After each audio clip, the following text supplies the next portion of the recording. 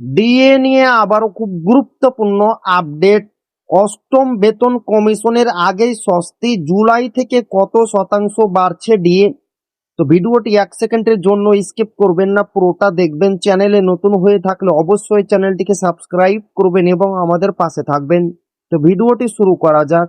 কেন্দ্রীয় সরকারি কর্মচারী ও পেনশনভোগীদের মধ্যে আবারও বাড়ছে প্রত্যাশা। চলতি বছরের জুলাই মাসে মহার্ঘ ভাতা বা ডিয়ারনেস অ্যালাউয়েন্স 3% পর্যন্ত বাড়তে পারে, এমনই জল্পনা ঘিরে উত্তেজনা তৈরি হয়েছে। এখনো আনুষ্ঠানিক ঘোষণা না হলেও অর্থনৈতিক সূচক এবং অতীতের ট্রেন্ড দেখে অনেকে এই সম্ভাবনার দিকে তাকিয়ে আছেন। ডিএ মূলত মুদ্রাস্ফীতির প্রভাব সামলাতে কর্মচারীদের বেতনের সঙ্গে যুক্ত একটি গুরুত্বপূর্ণ অংশ।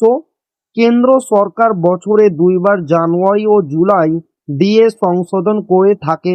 বিশেষজ্ঞদের মতে বর্তমান প্রবণতা বজায় থাকলে জুলাই 2026 ডিএ প্রায় 3% বাড়তে পারে। এর ফলে বর্তমানে যে হারে ডিএ দেওয়া হচ্ছে তা আরও কিছুটা বৃদ্ধি পাবে এবং কর্মচারীদের হাতে অতিরিক্ত অর্থ আসবে। এই প্রত্যাশার আরেকটি বড় কারণ হলো অতীতের ধারা।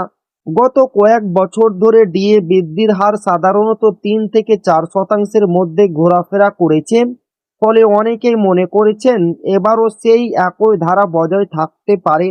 এদিকে অষ্টম বেতন কমিশন গঠন নিয়ে আলোচনা চললেও তা এখনো বাস্তবায়নের পথে অনেকটাই দূরে।